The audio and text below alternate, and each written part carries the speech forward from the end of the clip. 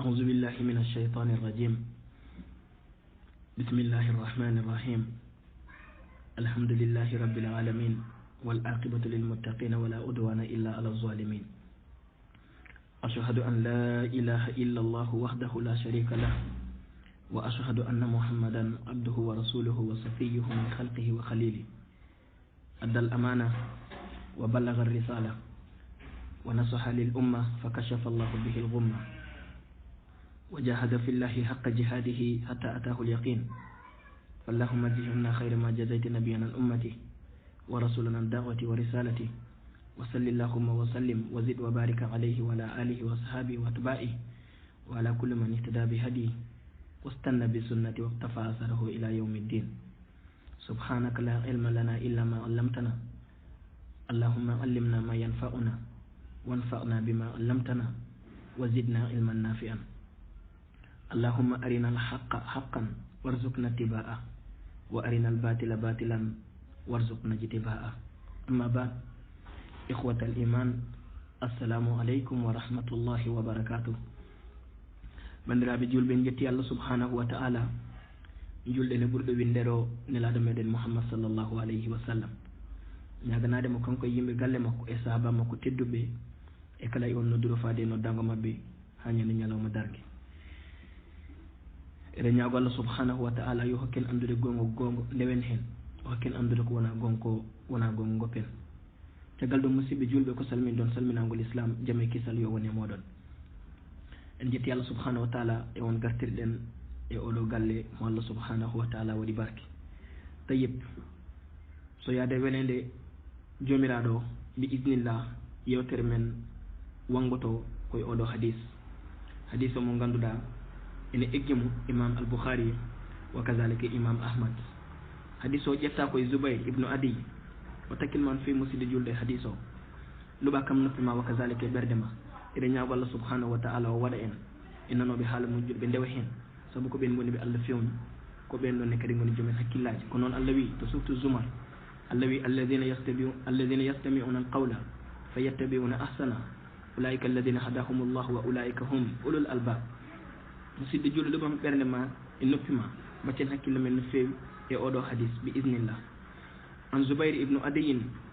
qala atayna Anas ibnu Malik radiyallahu anhu فشكونا إليه ما نلقى من الحجاج فقال اصبروا فإنه لا يأتي زمان إلا والذي بعده شر منه حتى تلقوا ربكم سمعته من نبيكم صلى الله عليه وسلم musidɗo julɗo oɗo gorko wiyete ko adi Zubayr ibnu Adiy o wi ɓe gari to Anas ibnu Malik pour waytanade ɗum ko heɓataɓe e oɗo gorko biyeteɗo Hajjaj yani woni Hajjaj ibnu Yusuf as-Saqafiya famɗi ganduɗo tarikh mo anda Hajjaj ibnu Yusuf as-Saqafiya tayyib oɗo gorko woni Zubayr ibnu Adi o winde ɓe gaare Anas ibnu Malik pour waytanade mo Hajjaj mbattakilman fe holko tagui ɓe gaari waytanade Anas ibnu Malik omo jeeya e sahabaɓe Muhammad sallallahu alaihi wasallam ɓurɓe judde gurdam yani omo jeeya e sakkitiɓe mayde e sahabaɓe Muhammad sallallahu alaihi wasallam oɗo Anas ibnu Malik o tawanoma fitnaji kewɗi kewnoɗi caggal Muhammad sallallahu alaihi wasallam e caggal sahaba makko tedduɓe o tawama hen fitnaji ɗi ganduɗa ɗi garino caggal Muhammad sallallahu alaihi wasallam e caggal yani khulafa ur-rashidin comme Aboubacry Siddiq wa kazalika Umar ibn al-Khattab e Ousmane ibn Affan wa kazalika Ali ibn Abi Talib caggal ɓeɗo fitnaji kewɗi kewino caggal mabɓe garino caggal mabɓe yani ha ganduɗa julɓe nangodiri hen oɗo Anas ibn Malik nak o tawanomo ɗin noon fitnaji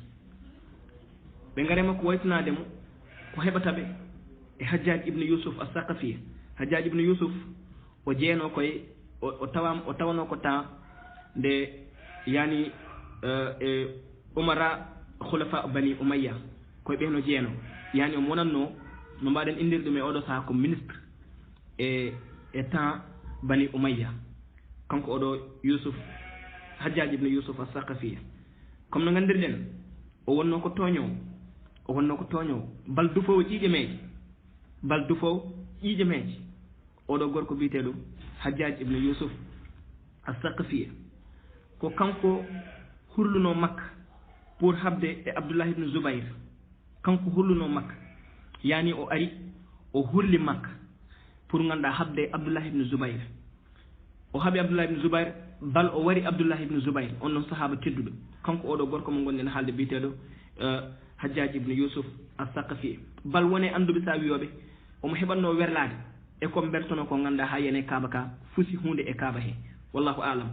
fala kullu halin ko ministre bonɗo o wonno ko lamɗo mo ganduɗa bonɗo o wonno ko toñannoɗo ko dufannoɗo ƴiƴe meje nde yeehi ha ganda satti e yimɓe ɓe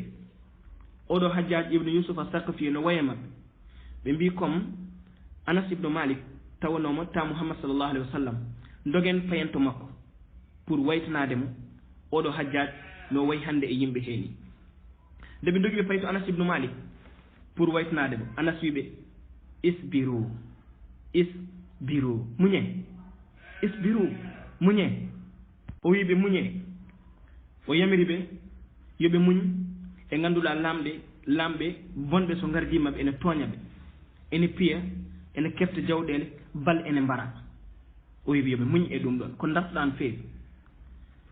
ganda musidɗo julɗo kala no peuple wawi waade hetto haalam kan feewi kala no peuple wawi waade ko baɗono mabɓe ni ardinteɓe o takkilma yani kalno yimɓe mbawi waade e jikkuji mabɓe moƴƴi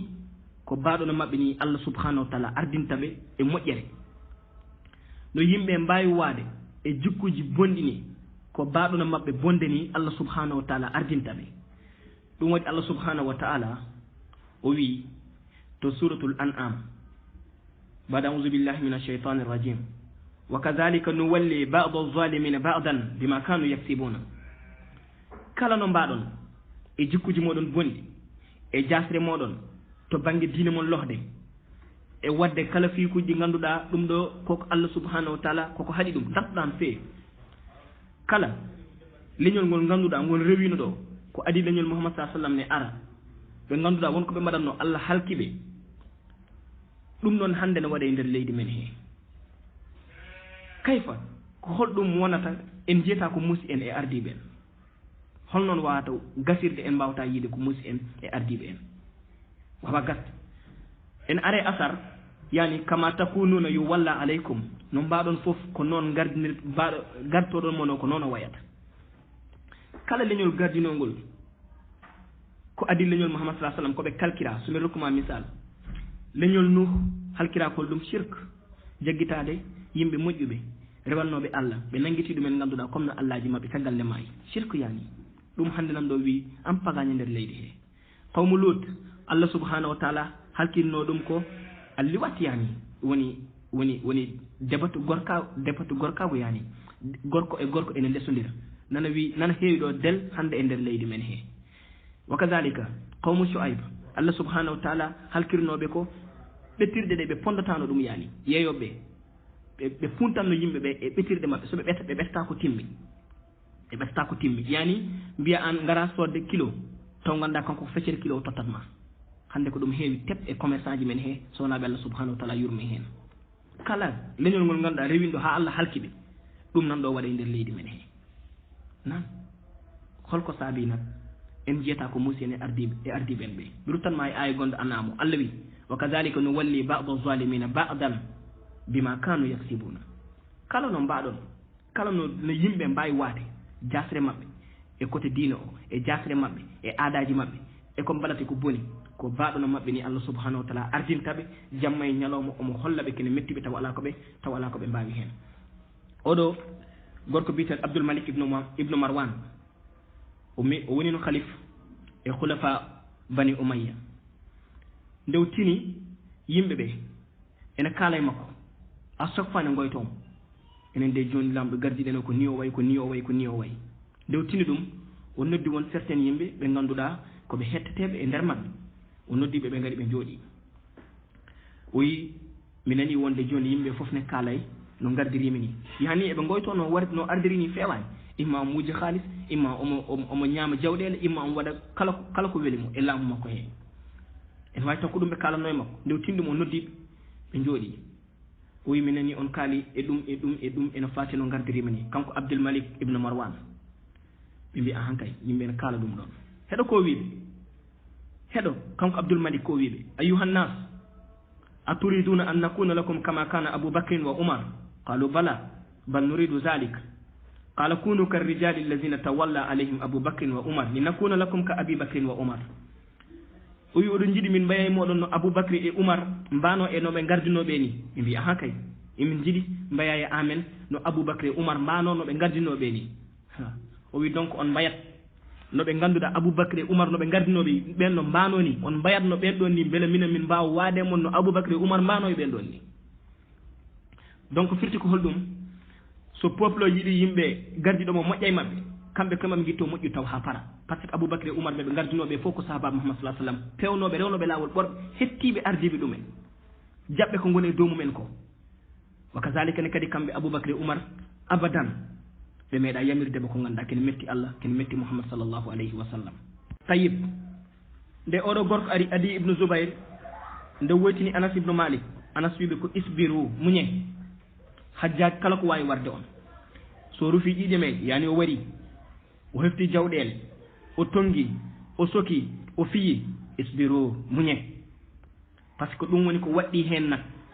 waɗɗi ko muñde nde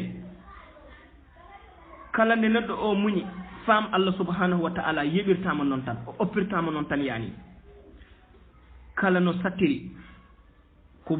yani ko weli nan ara yeeso muɗum Allah wi innamal usri yusra kala hande mi jiiɗa ko muusi janngo ma yi yani ko welma donc julɗo ko foti ko muñji walla sima e ganduɗa oɗo ko lamɗo Allah ardinimo e dow ma nam ɗum waɗi Anas ibnu Malik wi isbiru muñe ɗum ruttintuma koye aya to Allah subhanahu wa ta'ala wi ya ayyuha alladhina amanu isbiru wa sabiru wa rabitu wattaqullah la'allakum tuflihun julɗo fof o muña so yiɗi jeeyede e malaɓe ɓe o muña o hula Allah o fuɗɗo jeeyede e malaɓe ɓe donc isbiru kanko Anas o rutti o wi hadise fa innahu la ya'ti ala nnasi zamanun illa wa ma ba'dahu asharru minhu hatta talqaw rabbakum sami'tuhu min nabiyyikum Muhammadin sallallahu alayhi wa sallam o wi ala jamanu garowo so wona goɗɗo de o hen o ɓuura sattude e ɓennuɗo somi rokkuma misal 2020 no muusi no sattirni 2021 ɓurata bonde 2021 no sattirni 2022 ɓurata bonde o wi ko noon wayata hande pottoyɗon e joomum fof yani ha janggo ñalawma dargue oto dañen hay goto sikki sakkane kadi kanko Anas rutti o wi kaɗo haala nanmi ɗum koye nelaɗo moɗon Muhammad sallallahu alayhi wa sallam yani Muhammad sallallahu alayhi wa sallam o nani ene haala kaɗo haala kala jamanu garɗo ko goɗɗo ɓurata sattude donc wadde son mbawi muñon ispiru ala jamanu garowo so wona goɗɗo dewowo hen o ɓurata sattude e goɗɗo garowo o donc muñe kanko Anas o rutti o wi kaɗo haala o nani ɗum koye Muhammad sallallahu alayhi wa sallam darɗan feewi yimɓeɓe kala nde ɓe ɓuuri udditinede aduna o eɓe ɓuura rewde makko kala nde ɓe ɓuuri udditinede aduna o eɓe ɓuura rewde makko nam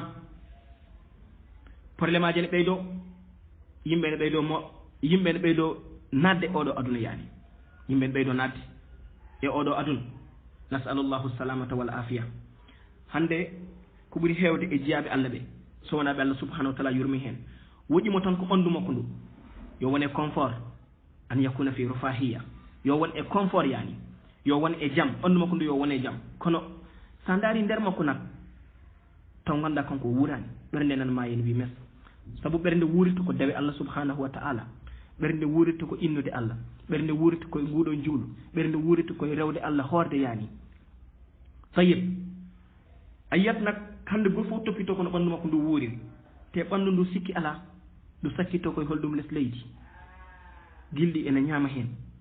koye nder leydi ndu sakkitto donc bandiraɗo julɗo kadi kaɗa wurna ɓandu ma ndu wurnu ɓernde ma nde ha para sabu so ɓernde wuurani ɓandu ene wuuri ala he goto important sabu nduɗo ɓandu ndu jiɗɗa wurnude ndu sakkitto koye less leydi tayib tene kadi ganda aduna a heɓata hen so wona ko poɗɗa heɓde hen so wona ko podanɗa hen wadde hoto foɗene aduna o foɗana Allah subhanahu wa ta'ala sabu ko foti tawdema aduna he koko tawatma hen tan ɗum sikki ala hen tayib ɗum waɗi ibnu taymi rahimahullah o wi yambagi ala al insan an yastamila al mal kama yastamilu al himar lirrukub wa kama yustamalu baytul khala'il al ghaid heɗo ibnu taymi wallahi al azim ɓeɗo ɓe gandu holko woni fiya ko aduna tigi tigi ɗum tagi ɓe joli e bateau mo ganduɗa kene wawi ƴengtinoyde ɓe o on ɗon gueji mo ɓe gonno kono enen noon koye holɗum jolɗen pour mbawen ƴengtoyde goto fof yo namdo ɗum hoore makko ibnu taymi o wi neɗɗo foti hutirade jawdi halis poɗɗa hutirade ɗum hono mbabba hutirte pour dimgal ni hono mbabba hutirte pour waɗɗede ni walla kutorɗa jawdi yo Allah subhanahu wa ta'ala teddi noon comme no toilette uji kutorte pour humtude haaju ni nam wat feere jawdi ndi ngabba e dow mayri ko adi kaydi ni ngabbayde dow ma ngabba e dow mayri woni ganda ko holnoon poɗɗa ɗaɓɓitirde ndi ganda ko holtoon poɗɗa nanude ndi te wallahi l azim ganda janngo yawmal qiyama koyngal ma taccata gongal ngal taw gongal ngal kafaltira so wona Allah subhanahu wa ta'ala namdima mama sa sallam haade gueɗe joyyi o wima Allah namdima ɗeɗo gueɗe joyyi yani koyngal ma taccata kafaltira gongal ngal taw gongal ngal sona namdira e gueɗe joyyi e nder gueɗe joyyi o wima koyngal gotal taccata gongal ngal taw gongal ngal sona namdiɗa jawdi ma ndi holto keɓɗa ɗum e holto nanuɗa ɗum wotten hakkille ma no feewi holto keɓɗani est ce que no keɓirɗani ndi ene laaɓi e holto nanduɗani yani to nanduɗani ɗum est ce que foti nandude ɗon koyngal ma taccata gongal tawya gongal ngal sona namdiɗa ɗum ɗon wotten hakkille ma no feewi donc andu no ɗaɓɓitirɗa ɗum andu to mbatta ɗum wat feere mbaɗɗoɗa e dow jawdi he ko adi kañumene waɗɗoma par ce que a watti haajuma e hammuma fof dañde jawdi haajuma e hammuma fof wurde oɗo aduna ha sikka a jaaha jejjiɗani an ka maayo wallahi l azim aɗana funta hoorema wallahi l azim gonɗa yani koye perte te a tinani par ce que malakul mawt som arayma a tinata musidɗo julɗo donc wat takkille ma no feewi ɗum waɗi mouhammad salah sallam o wi wallahi mal faqru akhsha aleykum wa innama akhsha aleykum an tuftaha aleykum ad-dunya fatanafasuha kama tanafasaha min qablikum fatuhlikakum kama ahlakatkum mouhammad salah sallam o wi wallahi ko gondir musidɗo julɗo mouhammad sallallah alih w sallam sa daari hadise mo kalɗen ɗo joni ko gondir wi ko wallahi man faqru akhsha aleykum wallahi wona mbasnamo kulanmi on yaali ngol ɗo leñol wona mbasnamo hulani ɗum o wondiri Allah subhanahu wa ta'ala ko holɗum o hulani ngol ɗo leñol o wi kulanmi on koto aduna udditede e moɗon poɗodirano oɗo aduna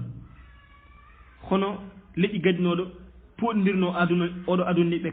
kalko ɗon hono kamɓe no ɓe kalkirino ni ko ɗum woni ko hulani ngol ɗo leñol kono wona mbasnamo hulani ɗum mama sa sallam so wi ha hulananimo hunde noon ayiba ala e muɗum ko hulanma ko wallahi ko hen ayiba woni ɗum waɗi so wonaɓe Allah subhanahu wa ta'ala yurmi hen fof nan oɗo aduna nan halki ɗumen yi ha ganduɗa wayi kamɓe ɓe tagira ko oɗo aduna ɓe jijiti noon aduna o tagira ko kamɓe Allah subhanahu wa ta'ala an o tagirma ko hoore makko wama khalaqtul jinna wal insa illa liya'budun mi tagani yimɓe jinneji so wona yoɓe yoɓe ndewam kono oɗo aduna hoto yejjid Allah kala ko waɗi ɗo Allah waɗi ɗum ko sibabude yimɓeɓe nam kala ko jiiɗa e dow leydi he Allah subhanahu wa ta'ala addiri ɗum ɗo ko sibabude yimɓe donc koto yejjid aduna o waɗira ko sibabude ma wona an waɗira sibabude aduna o nam hoto foɗodiri ko ganduɗa anda janggo holɗum woni battane muɗum koto foɗɗini ko ganduɗa anda janggo holɗum woni battane muɗum nasalullahu l afiya e nder hadisa eɗen jangga hen wonde neɗɗo ko poɗɗo muñje e ardiɓe e lamɓe ardiɓe taw koɓe toñoɓe eɓe mbaɗa yimɓe ko musidɓe e pawa yimɓe ko musidɓe imma ko warde imma ko loppidde imma ko fannude mabɓe ɓittude ɓe yaani ene waɗɗi e yimɓe ɓe muñji seɗen jangga e nder oɗo hadis basa e jidde musidɗo julɗo wallahi alladi la ilaha gayruhu janggo yawma alqiyama an e mabɓe kon dartoɓe to yeeso Allah subhanahu wa ta'ala Allah ñawore nde ganduɗa Allah subhanahu wa ta'ala gueɗe makko fof ko nunɗu donc kamɓe ɓuurma doole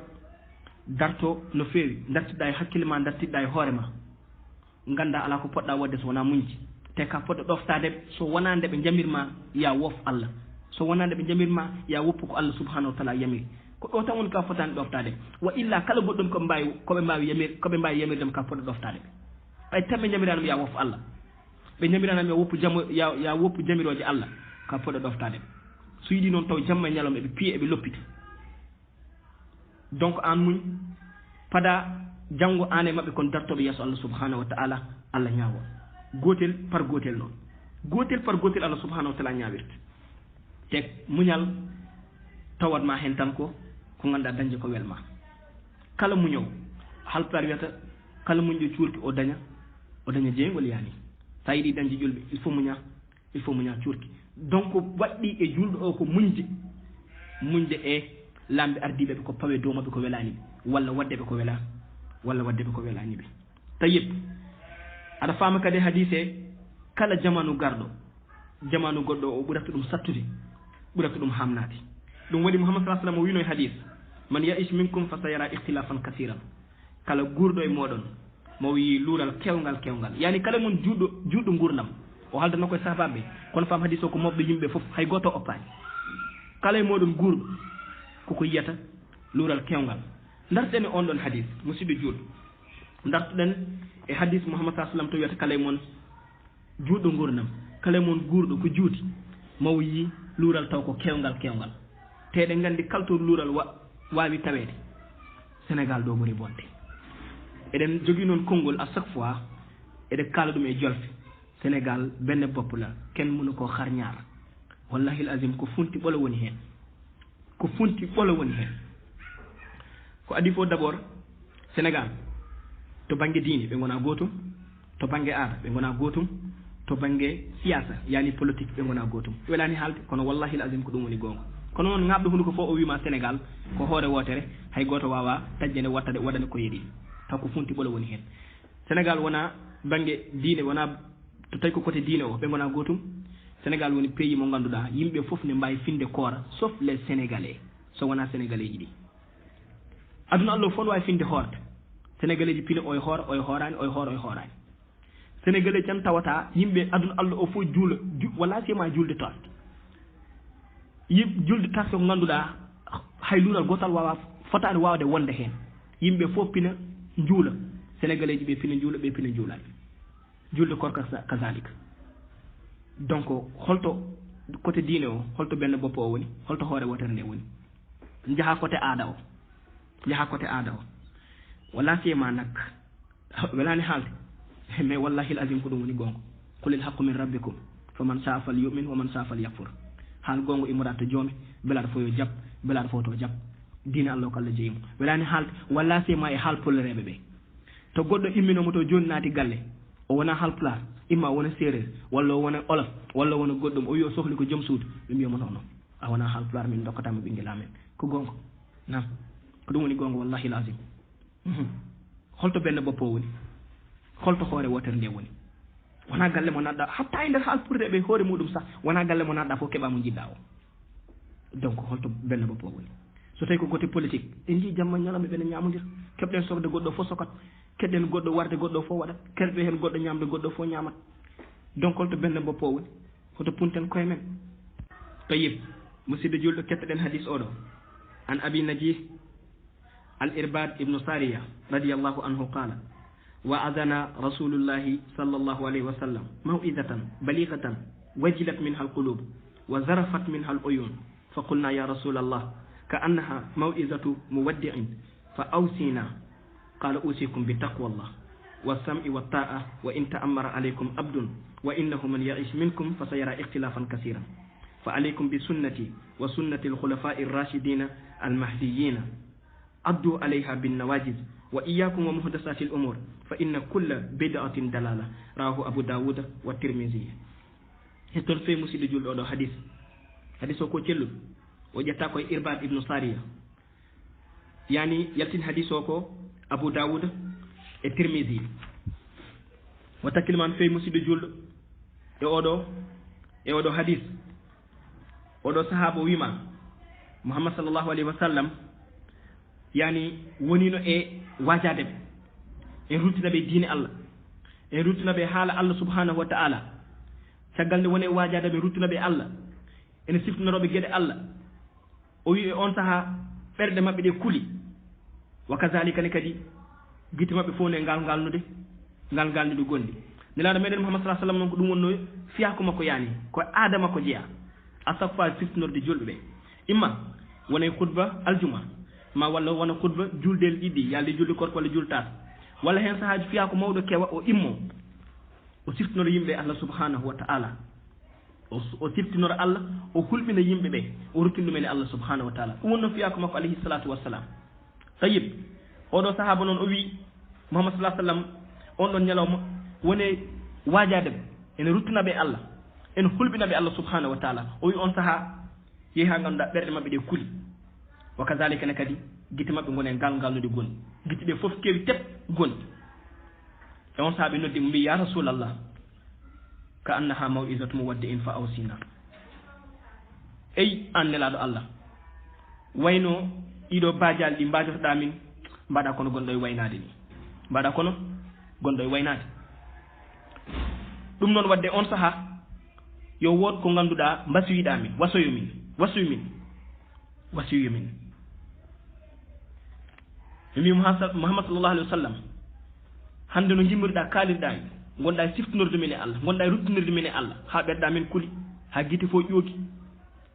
mbaɗa kono gonɗo e waynade ni ɗum noon e on saaha min jiiɗi ko mbasiyoɗa min Muhammad sallallahu alaihi wasallam wasiɓe taw ko basigol ganduɗa timmugol jettugol e ɓerɗe mabɓe aɗa andi neɗɗo gonɗo e waynade omo yaha omone voyage à chaque fois so woppi wasiya o yimɓe mattatama hakkille no feewi watta hakkille musidɗo juul neɗɗo so wone galle he omo jogori ɗannade o fune yaado rendine famille o fof o jooɗi woodi ko wasiyiɓe on noon wasi o heddoto hakkillaji yimɓe ɓe walla leliɗo e lelde makko omo jogori yaltude aduna o wasiyima on wasi heddoto e yimɓe ɓe ɗum waɗi ɓe cohli Muhammad sa sallam wasiyoɓe par ce que ɓe mbi Muhammad sa sallam hande no kalirɗa ni wayno gonɗa kono wayno gonɗa koye waynade ni donc on saaha min cohliya wasiyo min heɗo ko Muhammad sa sallam wi usikum bi taqwallah mbeɗa wasiyo on hulde Allah te ko ɗum woni Allah subhanahu wa taala ko wasiyi leƴƴi gadinoɓe e ngol ɗo leñol Allah ne janti ɗum so surtu nisa Allah subhanahu wa taala wi ba'da a'udhu billahi minash shaitanir rajim wa laqad wassayna alladhina utul kitaba min qablikum wa iyyakum an yattaqullah Allah wi gonɗi tigi min basiyinomo ɓe min tottuno jomen defte yani ɓe min tottino defte yani al yahudu wan nasara chrétien ji ɗi e juif uji ɗi min basiyinoɓe ko holɗum yon kul Allah wa iyyakum onon ne kadi kule Allah wadde Muhammad sallallahu alaihi wasallam oɗo wasimo wasi ko Allah e hoore muɗum idi wasiyade ɗum usikum bi taqwallah mbeɗa wasi on hulde Allah subhanahu wa ta'ala hulde Allah noon musidɗo julɗo woni ko nanguittoɗa kene heede hakkude ma e lebte Allah subhanahu wa ta'ala hulde Allah saɗa yiiɗi kay tongude ɗum woni yani nangi ko nanguittoɗa ken heede hakkude ma e lebte Allah subhanahu wa ta'ala te ɗum a wawa dañde ɗum so wona e gueɗe ɗiɗi ko nanguitirɗa ken heede hakkude ma e lebte Allah subhanahu wa ta'ala dañca ɗum koye gueɗe ɗiɗi mbaɗa ko Allah yamirma ko goppa ko Allah hatma ko intaha wonañi tati wonañi nayyi ko ɗiɗo ɗiɗi don yani ko Allah yamirma ko mbaɗa tout ha gona hen mbaɗa ko kattanɗa ko Allah wi fattaqullah mastata'tum kule Allah ko kattan ɗon yani mbaɗe ko mbawɗon ko son jamirama yo mbaɗe hen ko mbawɗon ko nam Muhammad sallallahu alaihi wasallam wi idha amartukum bi shay'in fa'tu minhu mastata'tum sum yamiri on hunde mbaɗe hen ko kattan ɗon ko par ce que neɗɗo so yamirama hunde en ñakkata woda ko wawa hen par ce que taw o ko lohɗo walla o sellani walla ni eni kala no hen wawi wade comme no hadis o so ɗen ɓuura lernu ɗum comme no Muhammad sallallahu alaihi wasallam wiide hadis ni yani juul aɗa dari sa wawa juula aɗa jooɗi sa wawa juula aɗa leeli surtout ko mbawɗa ko ɗum mbatta no mbawirɗa noon mbaɗirta kono noon wi somi haadi on hunde goppe ha laaɓa wiye ceer so tawi ka kaɗaɗo par ce que neɗɗo sa welama oppude hunde tan a oppat kala ka oppani ka wela ko oppude annana hen saaji heɗo oɗo misal annana hen saaji neɗɗo wimi wawa oppude cigarette nde finoyi hôpital médecin o wimo sa oppani cigarette ka maayo fof oppat wallahi alladi la ilaha gayruhu nam waddamo wawi ko wela ko oppude donc kala ko ganduɗa ɗum ɗo ka biyaɗo ya oppoye diine o poɗɗa ko oppude ha laaɓa ha wiye ceer tayib donc musidɗo julɗo kulol Allah woni nanguitade kene heeda hakkude ma e lebte Allah subhanahu wa ta'ala te ko mbawɗa nanguitade kene heeda hakkude ma e lebte Allah subhanahu wa ta'ala woni wadde ko yamirma goppa ko hatma ko tayib ɗum holde keɓata holden gandata ko Allah yamirma holden gandata ko Allah hatma caggal nde ganduɗa saabu sa anda hunde a wawa wadde ɗum sa anda hunde a wawa oppude ɗum holno mbatta ha ganda imma jangga ganda walla namdoɗa saabu diine o wona e hakkillo ƴettirte koye texte uji o ƴettirte imma wona aya alquran walla wona hadis celluɗo ƴettaɗo e mouhammad sallllahu alayhi wa sallam tawi gandal noon à chaque fois en kaali fecci koye ɗeɗo pecce tati imma wona fardu ayne walla fardu kifaya walla sunna fardu ayne o woni ɗum ɗo ko waɗɗema par force ka poɗɗo janngu ɗum ka poɗɗo andude ɗum fardu kifaya woni ko ngannduɗa ɗum ɗo so woni hen mbaɗi woni hen so gimmima mbaɗi yimɓe jeehi janggi ɗum ngari ene janggini ɗum yimɓeɓe heddiɓe so goɗɗo welama waɗa so goɗɗo welama wasa wadde joni so woodi goɗɗo gimmude wela tan waɗoy ɗum ɗon woni sunna o koye ɗeɗo gue tati fecci tawi siɗo dokkiri misal so tawi ko fardu ayno o ka poɗɗo andude no salliginirte ɗum ko obligatoire ma ka poɗɗo janngude ganda nan fardu kifaya o noon woni ko ngannduɗa ɗum ɗo yimɓe wuuro ngo ene cohla ɗum ala sabil misal julde mayɗo en lodde mayɗo en so woodi jannguɗo andi ɗum e wuuro he heddiɓe so gandani ala probléme so woodi ɗiɗo anduɓe ɗum ha paari heddiɓe so gandani ala muskila goɗɗo noon so welama tan immima yeehi janngoyi caggal nde ɓeeɗo janggi holno mayɗo jullirte holno mayɗo lotirte ɗum ɗon woni sunna o woni tati sayib gatten hadise a joni non sa sallam wi usikum bi taqwallah wa sam wa ta'a wa in ta'ammara aleykum abdun habasiyun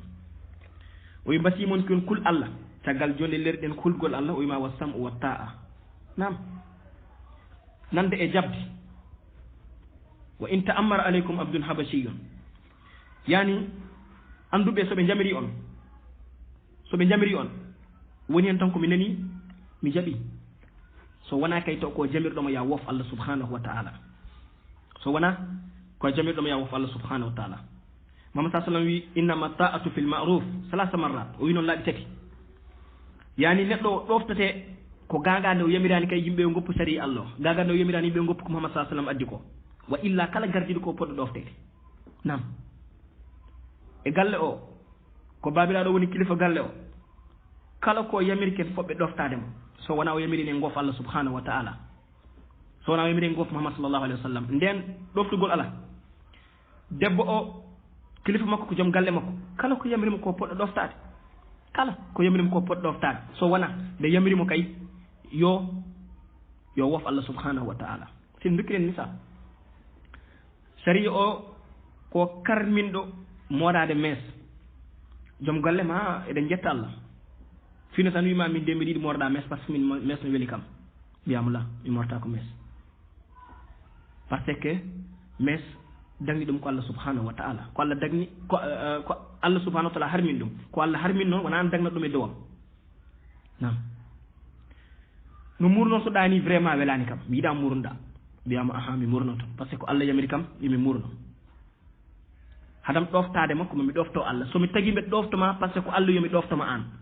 ɗum tagui mbeɗa ɗoftoma donc so ala ko dis wona aɗa yamiram yomo woof mo ganduɗa oɗo tagat min mbeɗa ɗoftoma o mi ɗoftata komo abada nam innama ta'atu fil ma'rufi Muhammad sallallahu alaihi wasallam ni laaɓi tati neɗɗo o ɗoftate ko gagande o yamirani yo allah woofe neɗɗo o ɗoftate gagande o yamirani yo Muhammad sallallahu alaihi wasallam woofe siɗen dokkiri misal lamɗo o fini wi hande gendarme ɓe hay goto juulo min mbiyamo ala juulo ko farat ko allah subhanahu wa ta'ala farilin ɗum e amen an e hoorema mbiɗumi to min juulo allah ko farinema ya juulo etto ko jaɓa walla calɗa donc min ɗoftata ko moye ɗum ɗon caggal ɗum ɗon noon Muhammad sallam o wima ko poɗɗo ɗoftede kala ko wawi yamirde ɓayde ka o yamirani yo allah woofe yo Muhammad sallam woofe heɗo ko wima wa in ta'ammara aleykum abdun habashiyun hay sinno ko jiyaɗo ɓalejo kurum jiyaɗo Éthiopie laami on kono foɓɓe ɗoftademo firti ko kala bawɗo wonde laam par ce que andi kamɓe koɓe tinnoɓe koye mabɓe collection koɓe yani koɓe jaggunoɓe neɗɗo ko kamɓe ɓuuri ɗum yani ala sabilil misal ɗum woni Muhammad sallam wiɓe dinol ari kañum itti ɗum ɗon ha laaɓi ha wi ceer kullukum li adama wa adamu min turab nam Muhammad sallam wi onon foof koye adama gimmi noon te adama immi koye leydi ɗum dino itti ɗum kamɓe noon ko ɗum noon e jeyno ko ɓuuri mettudeɓe par ce que ɓe mbawa Abou Jahil wawa wadde comprendre omo fonde e Bilal ɗum o wawa ɗum comprendre kanko wal iyasu billah te Bilal ni ɓurɗomo inna akramakum indallahi atqakum ɓuuri e moɗon ko ɓurɗo hulde allah o donc Abou Jahil kanko wawano wadde comprendre pourquoi mo joɗɗo e daɗɗude wotir pourquoi mo joɗɗo e jonde wotere e Bilal ɗum o wawa ɗum comprendre kanko par ce que kanko ɓuurimo kanko ɗum o jaggi wal iyasu billah te faɗo Bilal ɓuuri Abou Jahil faɗo Bilal ɓuuri Abou Jahil nam Muhammad sallam wi hay sinno so tawi wa in ta'ammara aleykum abdun habashiyun hay sinno ko jiyaɗo ɓalejo kurum jiyaɗo Éthiopie ardi on ɗoftoɗemo gagande o yamira noon yon gof allah subhanahu Allah subhanahu wa ta'ala donc musidɗo julɗo gardiɗo mo Allah arjini on ko poɗɗo ɗoftede nam tayib musidɗo julɗo mbasa yejjidde ne kadi mbasa yejjidde kala ko yamiri to wona yen goof Allah subhanahu wa ta'ala ken fof ɓe ɗoftade mo hen hay sino ko meeɗi yamirden lawol gotol o yamiri en ko ganduɗa ɗum ɗo Allah subhanahu wa ta'ala koko harmin ɗum kanko wiyen mbaɗ ngol ɗon lawol gotol firtani hansin ken fof ɓe lurnade mo e kala ko waɗata la en mbiyanmo noon en ndewani e ko haali ko par ce que ɗum Allah koko harmin ɗum kono firtani ko yani ko woni kilifa e dow men ko ɗum ɗon sengtima e dow dande makko sinditima e makko yani la so yamiri en goɗɗum ko Allah haɗani ken ɗoftotolɗe ɓe ɗum ko obligatoirement par force wonata tayib aɗa andi woni hen ene cikka yani lamɗo o so fini o yamiri yimɓe ko Allah harmin en calima hansinde kala ko wawi yamirden ken fomɓe salade hay sino ko ɗum ɗon Allah haɗani ɗum ɗon ko erreur so yamiri en ko Allah gan Allah subhanahu wa ta'ala harmini o wiyen mbaɗ mbi tan ko min mbaɗani loppet o fino wi hande leydi ndi fo yor sangara min jarani par ce que Allah harmini sangara nam kono so fini janggo o yamiri en ko ganduɗa ɗum ɗo Allah haɗani ɗum fotani hadde ɓayde hanki o wino en yen jar sangara calɗen tan hanki kala ko yamiren gonta wadde ala ken fof ɓe ɗoftademo kadi ko yamiren ko ɓayde Allah haɗani ɗum hande Allah subhanahu wa ta'ala itti laamu ngu e dow makko fof nam masine jidde gueɗɗe koye ɗeɗo gueɗe koye fiya ko koye ɗeɗo gueɗe tati imma wona ko Allah subhanahu wa ta'ala yamiri kanko hoore makko yamiri ɗum taw sari ne yamiri ɗum kanko hoore makko yamiri ɗum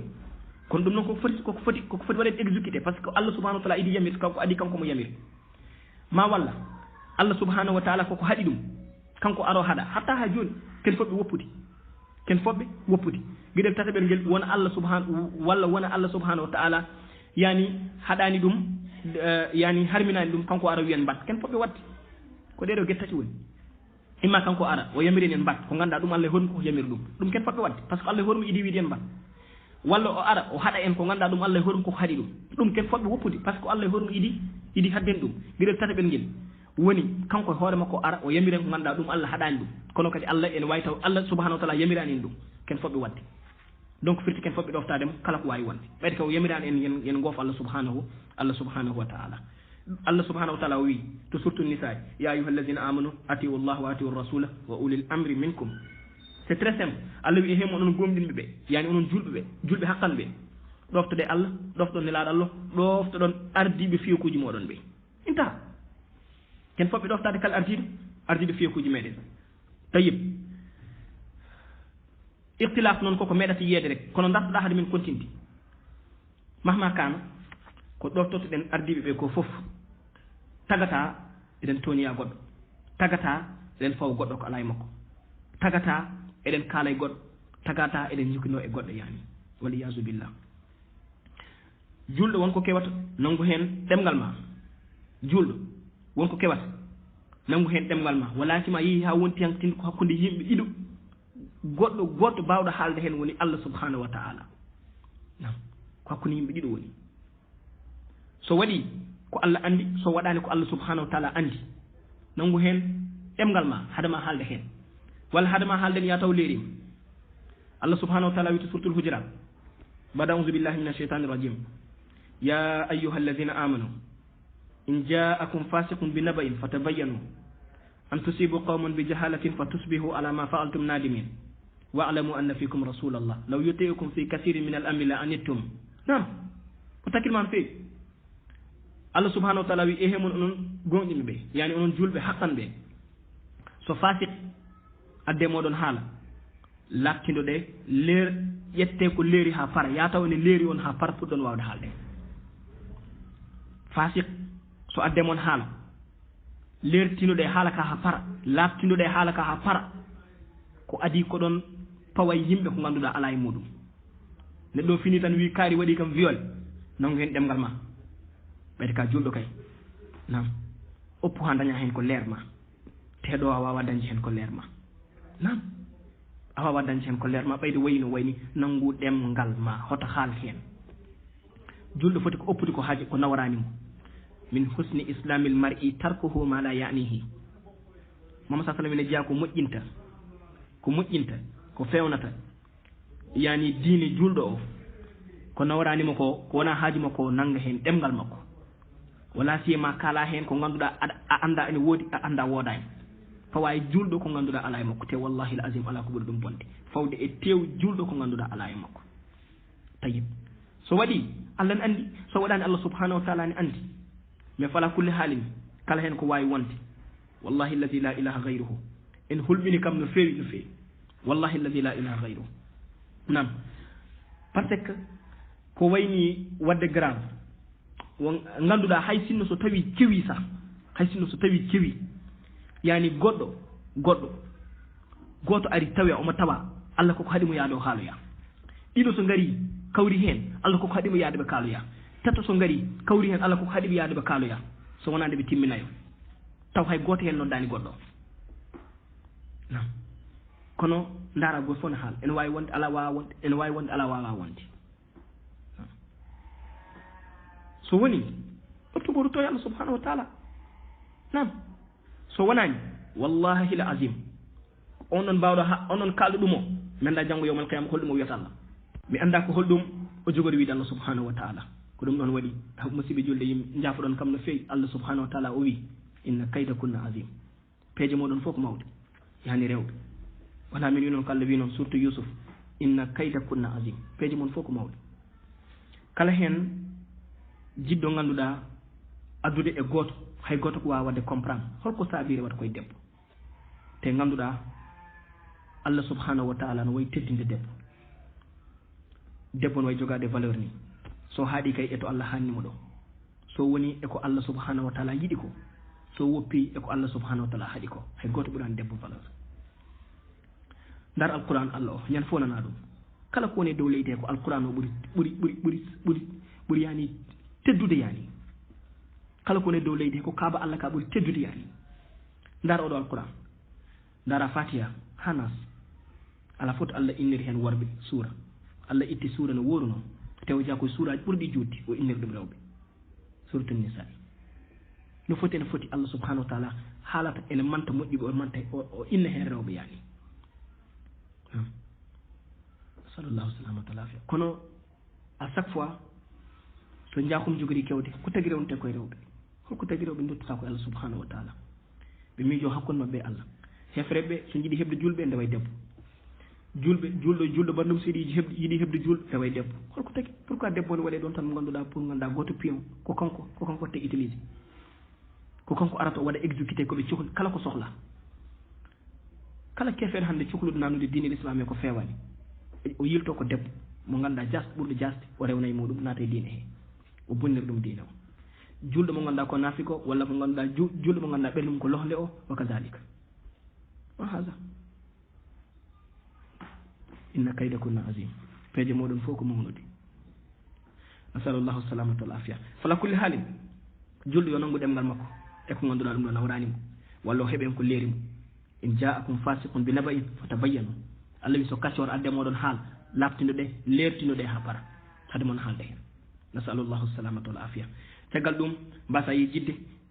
gardiɗo kalno wawi waade ko poɗɗo rewede ɓayde ko yamirani yo yimɓe gof allah subhanahu wa taala caggal ɗum mahamad sa sallam wi hadise fa innahu man ya'is minkum fa sayara ikhtilafan kasiran kala e moɗon guurɗo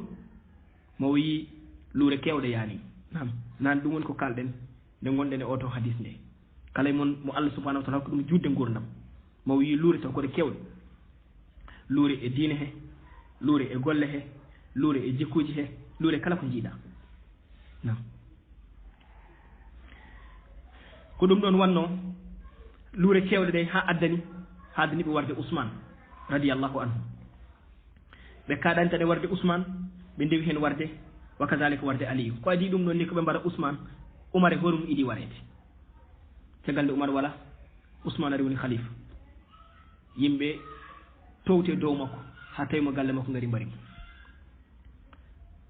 haɗani ɗon nde aliyu ari ɓe towte dow mum kadi haɓe mbari ɗum luurde e fitinaji ngala e gasde kono musidɗo julɗo emin mbasiyuma ko fati e luure kewnode hakkude julɓe sahabaɓe muhammad sallallahu alaihi wa sallam ɗon ne kadi min mbiyanma ko ya nanngu hen ɗemgal ma ahlu sunnati wal jamaa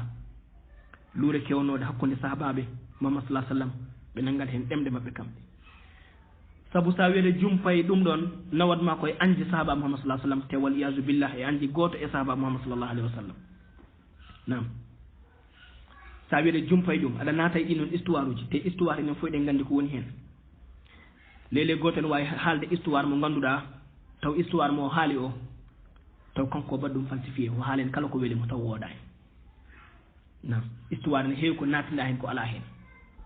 ko ɗum noon waɗi tubakoɓe jeeyi en jeeyi hakkillaji meɗen par ce que ɓe gaddu histoire uji mabɓe ɗi ganduɗa wallahi lazim la yuwafiqul haqqa wala al haqiqa ala foto gongo woni hen ɓe mbi par force ko ɗum janggotono école aji men he ɗum tagui pour mo tawɗa ɗo janggude français mboɗa haalda e makko histoire ha pamodira e makko non wona noon tan pamodirta e makko wallahi lazim yo Allah subhanahu wa taala faabo donc histoire ko woni hen ko tan nana hen donc rento e jumpude won haalullaji eɗen ganduɗa won histoire uji kewnori ha ganduɗa kene takma ene nawma ene puusma e ƴetta sahaba Muhammad sallallahu alaihi wasallam walla ene puusma e andi sahaba Muhammad sallallahu alaihi wasallam wal iyasu billah alhamdulillah tayib musidɗo julɗo ɗum ɗon waɗi yani Umar ibn Abdul Aziz rahimahullah wino hadihi dima'un tahara Allahu suyufana minha fayajibu an nutahhira alsinatana minha nam Umar ibn Abdul Aziz o wi ɗeɗo ƴiiƴimeje dufnoje yani hakkude sahabaɓe Allah subhanahu wa taala dandi hen jaaseje meɗen nam donc laɓɓinen hen no Allah laɓɓiniri jaaseje men Allah dandiri jaaseje men ɗen ɗon ƴiiƴimeje laɓɓinen hen yani ɗemɗe meɗen hono Allah laɓɓiniri hen jaaseje men yani Allah waɗi an a tawaka a jeyaka e warodir warɓe sahaba Muhammad sallallahu alaihi wasallam ha natani hen laɓɓinen ɗemgal ma yani ya nangu hen ɗemgal ma mbasa haalde hen holon fa'ida fof gonɗo e neɗɗo mo jooɗo walla yimɓe ɓe jooɗo ɓe jewta probléme kewnoɗo hakkude Ali ibn Abi Talib e yummen Aisha ala hay goto important wallahi al azim so wona pusdema e anji sahabaɓe sahaba Muhammad sallallahu alaihi wasallam holon fa'ida gonɗo e jooɗɗen eɗen jewta eɗen kala ko fate caɗele kewnoɗo hakkude Ali ibn Abi Talib e Muawiya ala hay goto important so wonani pusma e ande sahaba Muhammad sallallahu alaihi wasallam wal iyazu billah donc duttoɗen haala mo Umar ibn Abdul Aziz o wi Allah dandi jaaseji men Allah laɓɓini jaaseji men e ɗen ɗon ƴiiƴemeje dufnoje yo Allah donc laɓɓinen koye meɗen laɓɓinen ɗemɗe meɗen ɗe e ganduɗa e kan e on ɗon kewnoɗo hakkude mabɓe nam no Allah laɓɓiniri hen jaaseji men ni laɓɓiniri hen noon kunuɗe meɗen mbasen haalde hen par ce que alnama hay goto important joɗanne haala probléme kewnoɗo hakkude Aliyu e ya Aisha ala hay goto important walla joɗaɗo haala probléme kewnoɗo hakkude Aliyu e Muawiya ala hay goto important nam mazhab ahlu sunna wal jamaa ɗum ɓe nangat hen ɗemɗe mabɓe ɓe kalta hen Allah wi tilka ummatun qad khalat laha ma kasabat wa lakum ma kasabtum wala tusaluna amma kanu ya'malun nam ɓen ɗon ko kewno ko kewi ɓenni intaha suratul Baqara yani ko kewno ko kewi intaha ɓenni ononne kadi ko mbaɗɗon ko ɗum ɗon tan kamɓe koɓe mbanno ko ɓe mbaɗi ɗum kamɓe ɓe ko kewno hakkude mabɓe ko kewi ha ɓenni ononne kadi ko kewi hakkude mon ko tan donc nangen ɗemɗel men e ɗum ɗon nam te fam gol fof koko namdete ɓennunoɓe e joni ɓe fof gol fof koko namdete ko gollal ko golluno yani tayib donc musidɗo julɗo foti ko daggude ɗemgal makko e ko kewno hakkude sahabaɓe wasa haalde hen nangu hen ɗemgal ma kamɓe fof no potirno eɗen jiiɗi ɓe sahaba Muhammad sallallahu alayhi wa sallam eɗen jiiɗiɓe eɗen ñagonoɓe Allah subhanahu wa ta'ala yo Allah subhanahu wa ta'ala immitinne mabɓe janggo yawmal qiyama ɗum waɗi Allah subhanahu wa ta'ala wi rabbana ighfir lana wa li ikhwanina alladhina sabaquna bil imani wala tajal fi qulubina ghillan lil ladhina amanu rabbana innaka ra'ufur rahim nam kamɓe fof eɗen jiiɗiɓe eɗen ñagonoɓe Allah subhanahu wa ta'ala yaafuye nam yo Allah subhanahu wa ta'ala yaafo en yaafoɓe te immitin ene mabɓe kadi janggo yawmal qiyama fal muhim Muhammad sallallahu alaihi wasallam wi kala e mon gurdo ko jiyowo luure kayni ko tawkode kewɗe ɓe jarani nam on saha to heedi Muhammad sallallahu alaihi wasallam holno min poti wadde o wi alaykum bi sunnati wa sunnati al khulafa'i ar-rashidin al mahdiyyin addu alayha bin nawajiz o wi on saha so heedi nantoɗe no feewi sunna mo hetto no feewi musidɗo julɗo udditno furma ndu keɗɗa o wi so luure ɗe ngari ɓe jaarini goto fof no yof min wone gonga ɓene mbaɗa ko melɗumen ɓene jarani diine mumen ɓene mbaɗirni en Muhammad sallallahu alaihi wasallam on saha alaykum bi sunnati yani yon ndewe sunna mo yon nangto e sunna mo ha tiiɗa wiyeke wa sunnati khulafa'i ar-rashidin al-mahdiyyin nde wonde sunna khulafa en ɓe al khulafa ul arba'a yani Abu Bakr e Umar e Ousmane e Ali Muhammad sallallahu alaihi wasallam wi caggal ne jiiɗon luure ngari ɓe nangingol laawol ɓe jaarini nangtuɗe sunna mo par ce que ɗum koko arata par ce que o kalno ɗum o wi kala mon guurɗo ma yi luure kewɗe te ko ɗen luure gonɗen e yiide hannde donc on noon tawi so ɗum kewi nangtuɗe e sunna mo e sunna sahabaɓam ɓe yani sunna e khulafa en ɓe yani oumar e aboubacre e ousmane wa kadalika e aliyu donc musidɗo julɗo dok nangtuɗa e sunna mouhammad sallllahu alayhi wa sallam sunna mouhammad sa sallam noon woni lawol makko ngol o wonno no rewranno allah guilay aqida makko fimde makko sellude wonde ala dewtere gonga sona allah subhanahu wa taala wa kadalika e jikkuji makko wa kadalika e golle makko no wano e dewe makko allah subhanahu wa taala ko ɗum woni sunna makko hatta e ñawoje koye makko ruttete ñawore alayhi salatu wassalam e gurdam makko koto makko yahate ɓayde noon o ala ɗo sunna makko mon woppiɗo en nam kala ñaawo foti ñawirde koko oppiɗo ko alayhi salatu wassalam allah wi fala wa rabbika la yuminuna hatta yuhakkimuka fima shajara baynahum summa la yajidu fi anfusihim harajan mimma qadayta wa yusallimu taslima allah wi mi wondire joome ɓe gonata muk julɓe ɓe gonta muk gonɗinɓe so wona so hunde keewi hakkude mabɓe garatoma ñawaɓe so ɓe ɓayda ala ɗo noon a ruttima e joome ɓe dutto e sunna mabɓe yani nam caggal nde ñawɗa ɓe mbasa dañde ɓittede ɓerɗe mabɓe ɗe ɓe beele yani caggal ɗum ɗo ɓe mbaɗa jebbalu eko ñawɗa ko ni woni ko allah subahanahu wa taala jangtini en to suratul nisa musidɗo julɗo caggal nde mouhammad salah sallam wiya nangto e sunna makko o wima nangtoɗa e sunna khulafa en ɓe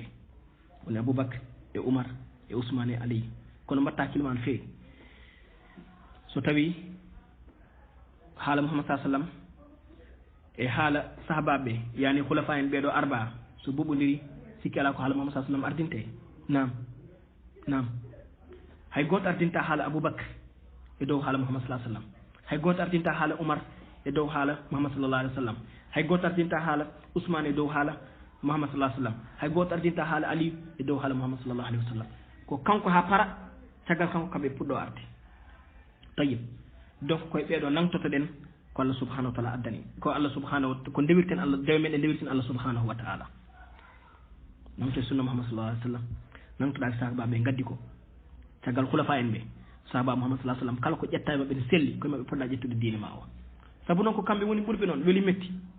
mouhammad salah sallam o wi hayrul quruni qarni summa alladina yalunahum summa alladina yalunahum summa alladina yalunahum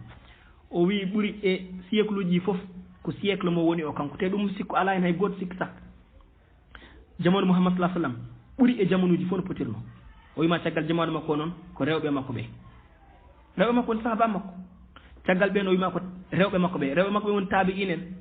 rewɓe caggal ɓen o wima ko rewɓe ɓen noon ɓe woni taabi inen ɓe ɓuuri moƴƴude heddi ko ɓari caggal ko fof ɗe jettalla sa welama ndeɓa koɓe gaddi ko sa welama mbasa rewde kono fala kulli haalin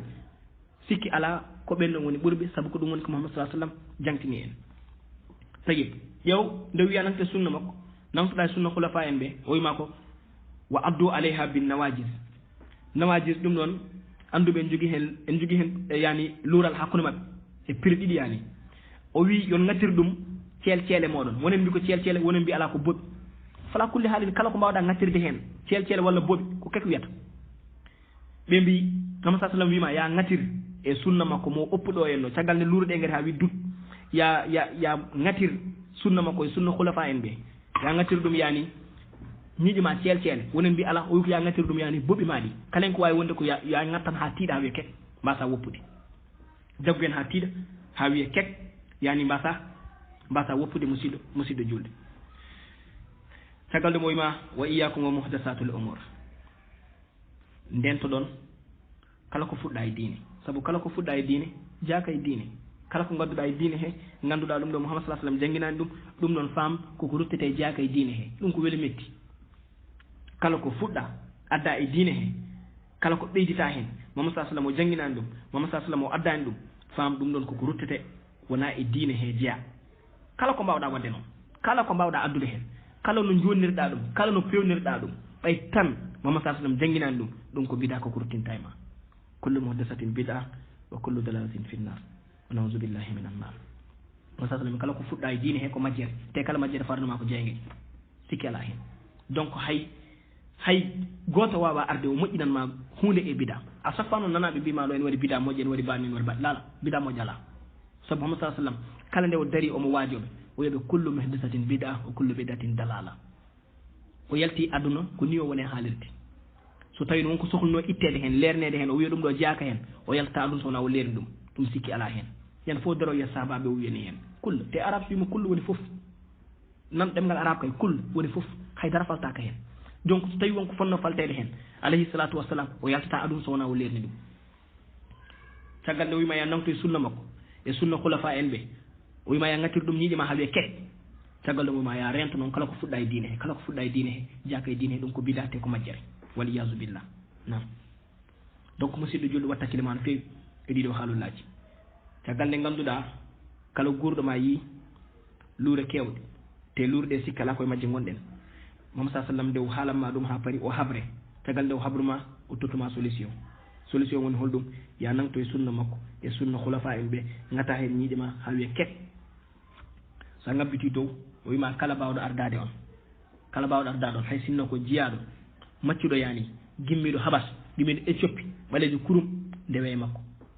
ɓayde kaw yamirani no ngo yon goof Allah subhanahu wa taala ndewe e makko tayyib musidɗo julɗo mbatten hakkillaji men ko juste pour sirtinolde julɓe ɓe mais wona wadde défendre hay goto comme no mbiɗen nande nder haala meɗen en jiiɗa politique en mbaɗani politique inchallah en jogoɗani wadde politique mais à chaque fois julɗo ne foti ruttinede siftinorde Allah wa zakkir fa inna zicra tanfa'ul mu'minin nam yaltude nde aɗa waroyo hen walla goɗɗum e goɗɗum ne kewa hen aɗa gagne hen ɗum diine ma yamiranima ɗum a tawata hay goto ceerno jamiɗo yimɓe yo yaltu o yaha o haɓoya e ganduɗa lamɗo kalno wawi wadde ɓay tan o yamirano yo goof Allah on yamirano yo goppu jamiroje Allah subhanahu wa ta'ala kono foɓɓe ɗoftade en mbaɗani défendre hay goto noon te eɗen mooli Allah e wadde défendre inchallahu ta'ala ɗum noon mbatten ɗum hakkille ɗum tagi sa luttima e hadis men gadiɗo nde oɗo gorko Zubayr ibnu Adi nde o ari to Anas omo waytanoɓe hajjaj ko bonɗo wonno ko ministre mo ganduɗa bonɗo wonno barannoɗo tufannoɗo ƴiɗimeje toñannoɗo loppitannoɗo nde woytini Anas ibnu Malik liggima e galle Muhammad sa sallam o wima ken foti e duuɓi sappo Muhammad sa sallam meeɗa wiidemo ko tagi mbaɗɗani meeɗa wiidemo hoko taga waɗani ɗum ɗo kanko settineni ɗum ɗon donc o liggima e galle Muhammad sa sallam o wi o nani Muhammad sa sallam ne wiya yani kala jamanu garɗo ɓurata goɗɗo sattude kono noon kala ko wawi hen kewde wadde yon ɗon muñ ɗofto ɗon ardiɓon ɓe tant que ɓe jamiɗa noon yon goof Allah subhanahu wa ta'ala gardiɗo ko Allah ardini ɗum gardiɗo ko poɗɗo ɗoftede kadi mbasa yejjidde arawande haala meɗen woni kala no yimɓe mbayi Allah subhanahu wa ta'ala ko mbaɗono mabɓe ni wartintaɓe so yimɓe jiiɗi ardotoɓe peewa wallahi ɓe duttoto koye Allah nangga deftere Allah nde ɓe nangga sunna Muhammad sallallahu alaihi wa sallam ɓe mbaɗa ko Allah yiɗi ko ɓe goppa ko Allah subhanahu wa ta'ala haɗi ko wa illa ñande foof hay sinno ko goɗɗo addama fawama tant que yimɓe canzani duttake Allah ko ɗeɗo caɗele tan jiyata ha abada sikki ala hen donc musidɓe julɗo Allah subhanahu wa ta'ala hokken andude gonga ndewen hen yo Allah hokken andude ko wona gonga beele ɗen goppa yo Allah subhanahu wa ta'ala hokken rewde e makko beele o adda mo ganduɗa lamɗo mo ganduɗa peuple fof ene yonama ɗum ɗon noon waɗi dépendre koye meɗen enen julɓe eɗen ñaago Allah subhanahu wa ta'ala yo wahlitane en kala ko ganduɗa woni hen fitina o wattana en ɗum moƴƴere kala ko ganduɗa ko yimɓe kuli o wattana hen yimɓe hoolare wama zalika ala allahi bi aziz hada wallahu ala wa alam assalamu aleykum wa rahmatullahi wa barakatuh wonduno e moɗon ko ɓinguel mon e almudel mon Hamzat Ibrahima Sall